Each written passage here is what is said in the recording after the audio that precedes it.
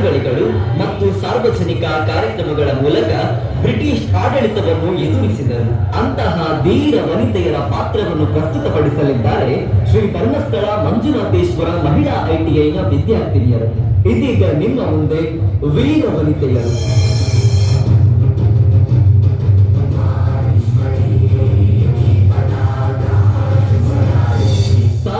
1236ರ ದೆಹಲಿ ಸುಲ್ತಾನರ ಮಾಮ್ಲುಕ್ ವಂಶದ ಒಬ್ಬ ಧೀರ ಮತ್ತು ಸಮರ್ಥ ಆಡಳಿತಗಾರ್ತಿ, ಹಾಗೆಯೇ ಭಾರತವನ್ನು ಆಳಿದ ಮೊದಲ ಮುಸ್ಲಿಂ ಮಹಿಳೆ ರಜಿಯಾ ಸುಲ್ತಾನ.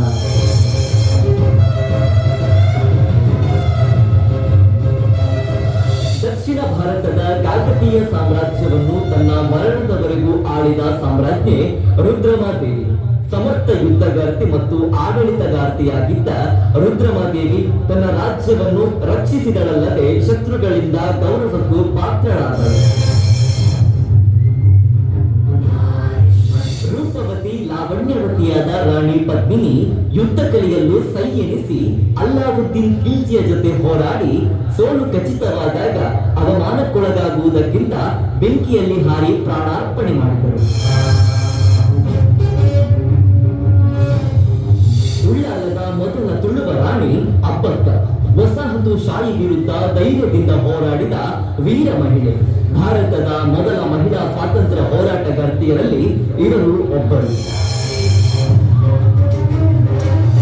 ಕರ್ನಾಟಕದ ಗೇರುಸೊಪ್ಪೆ ಪ್ರಾಂತ್ಯದ ಜೈನ ರಾಣಿ ಚೆನ್ನವೈರಾದೇವಿ ಪೋರ್ಚುಗೀಸರ ವಿರುದ್ಧ ಹೋರಾಡಿ ಜಯಗಳಿಸಿ ಮೆಣಸಿನ ರಾಣಿ ಎಂದು ಪ್ರಸಿದ್ಧಿಯಾದರು.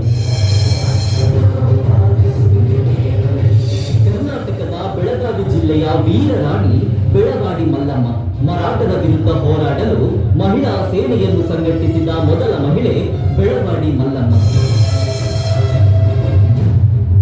ಛತ್ರಪತಿ ಶಿವಾಜಿಯ ಸೊಸೆ ಮರಾಠ ಸಾಮ್ರಾಜ್ಯದ ಒಬ್ಬ ಶೌರ್ಯಶಾಲಿ ರಾಣಿ ತಾರಾಬಾಯಿ ಮೊಘಲರ ದಾಳಿಯ ಸಮಯದಲ್ಲಿ ಮರಾಠ ಸಾಮ್ರಾಜ್ಯವನ್ನು ರಕ್ಷಿಸಿದರು. ಅಹಲ್ಯಬಾಯಿ ಹೋಳ್ಕರ್ ಒಬ್ಬ ಮರಾಠ ರಾಣಿ ಮಾಳವ ಪ್ರದೇಶವನ್ನು ಆದರ್ಶಪ್ರಾಯವಾಗಿ ಆಳಿದರು. ಇಂದೂರು ಅಭಿವೃದ್ಧಿಗೆ ಕಾರಣವಾದರು. ಸತಿ ಪದ್ಧತಿ ಮತ್ತು ಬಾಲ್ಯ ವಿವಾಹದಂತಹ ಪದ್ಧತಿಗಳ ವಿರುದ್ಧ ಧ್ವನಿ ಎತ್ತಿದರು.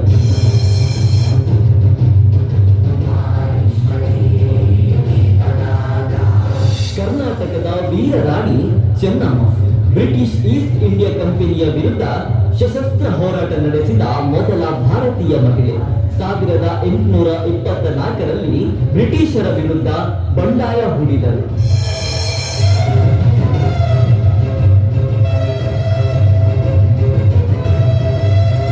18ನೇ ಶತಮಾನದಲ್ಲಿ ಮದಕರಿ ನಾಯಕನ ಆಳ್ವಿಕೆಯಲ್ಲಿ ಕೋಟೆಯ ಕಾವಲುಗಾರ ಮುತ್ತ ಹನುಮನ ಪತ್ನಿಯಾಗಿದ್ದ ಓಬವ್ವ ಶತ್ರುಗಳು ರಹಸ್ಯ ಮಾರ್ಗವಾಗಿ ನುಗ್ಗುವುದನ್ನು ತಡೆಯಲು ಒಂಟಿ ವೀರಾಯೋಧೆಯಾಗಿ ಹೋರಾಡಿ ಪ್ರಾಣಾರ್ಪಣೆ ಮಾಡಿದರು.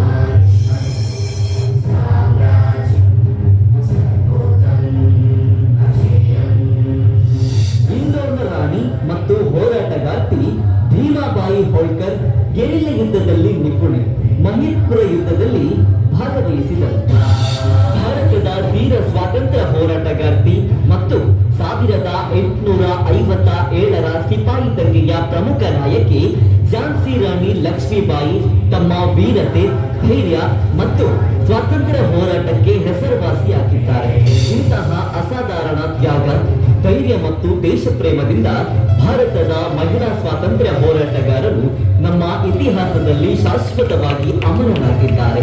ಅವರ ಹೋರಾಟ ಕೇವಲ ಸ್ವಾತಂತ್ರ್ಯಕ್ಕಾಗಿ ಅಲ್ಲ, ಮುಂದಿನ ಪೀಳಿಗೆಯ ಮಹಿಳೆಯರಿಗೆ ಶಕ್ತಿ, ಆತ್ಮವಿಶ್ವಾಸ ಮತ್ತು ಸಮಾನತೆಯ ದಾರಿದೀಪವಾಗಿದೆ.